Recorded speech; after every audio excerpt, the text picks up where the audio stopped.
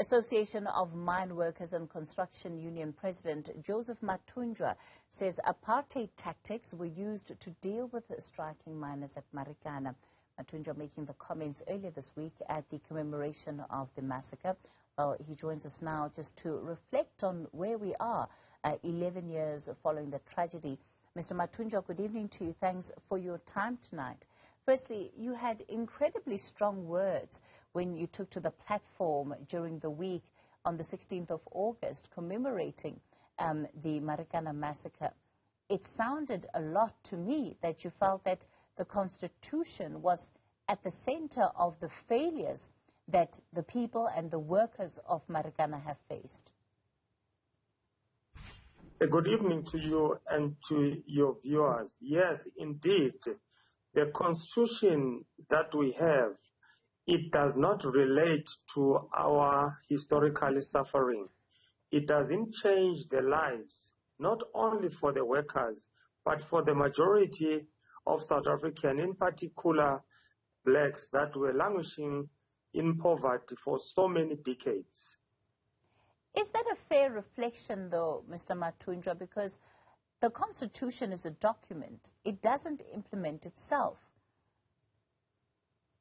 Yes, indeed, even though that there is a government, which is a legislature, but at the end of the day, you could see even yourself that they are not even, able to implement the very same Constitution because it's mute. It doesn't deal directly with the issues, that are affecting the country. If you look at the minerals of this country, it's run or it's owned by 20%. 80% of the people of this country, they have never feel or touched or tasted any benefits of these minerals. If you look, at the mines itself, the hosting community, look at Marikana, at Nkanin even today, their next door neighbor, it's a platinum, which is Sibanye, which is London mine, which was well known as Lone Mill. But look the squalor in which the people are subjected to, but is the third largest platinum mine in the world. So where does this world go to? But Mr. Mathunjwa, if we're talking about the rights that South Africans have, those rights are confirmed and are affirmed by the Constitution. In fact, it is because of that Constitution that if those rights are not being met, people can go to court and force government to effectively do what it's supposed to be doing. And there are countless examples of that happening. So why lay the blame at the door of the Constitution and not necessarily at the failures of leadership that is supposed to implement and really give effect to what the Constitution says? You are correct. They are collectively responsible. I can quote the very same constitutional court. The government employees, they had a 3-year wage agreement, which is collective agreement, which it's supported by the very same constitution. But the very same constitutional court, what did it do? They revoked the very same, collective agreement. So the very same court that's supposed to protect the rights of the workers is the same constitution that happened to favor the government in the expense of the workers.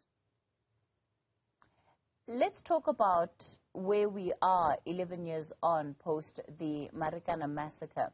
A lot to be said about the pursuit of justice, in particular for the families that are affected. There have been some marginal wins in as far as the settlement and payments to the victims, some of the victims and survivors of the massacre, but certainly it still seems that those that remain feel they're still a long way off from getting justice and accountability.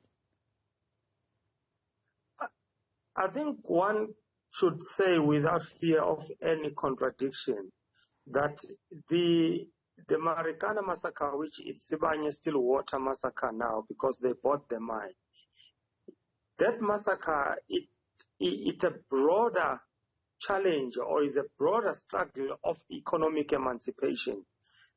And then I don't see in this current administration that the injured, the arrested or the widows, they will ever see the sun shine in terms of justice in their life.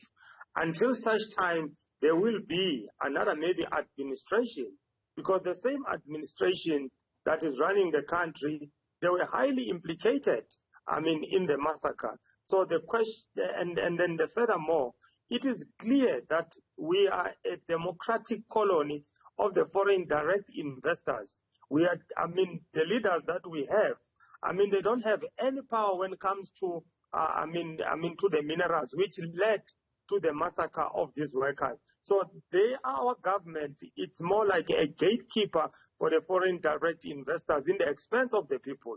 So the issue of justice, even though we believe that the wheel of justice turns slowly, but in the way things are happening, even today, there is no, leader or any government official who was part and parcel running towards killing of the workers. The police that were seen, a white police who was gunning down the people at Marikana, they know who was that police. But even today, there is no one.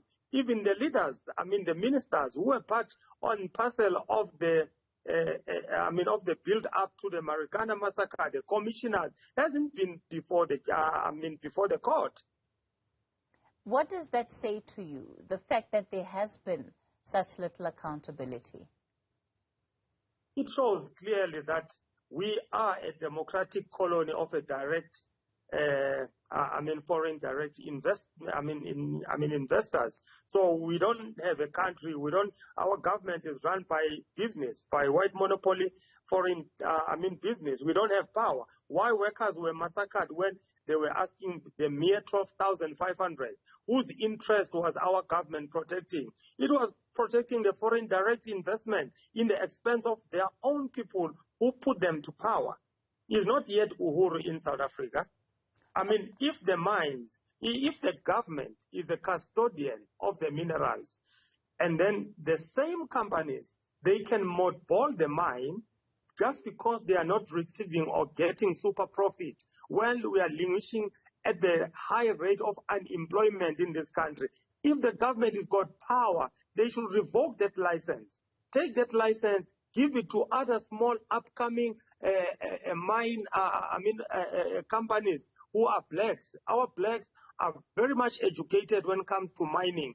They are mine engineers, they are managers, that they can run this mine and address the issue of unemployment in this country. But the big mine companies, foreign owned, they are the one who's got more power to all South Africans. All right, AMCU President Joseph Mathunjwa will leave it there for tonight. Thanks for your time.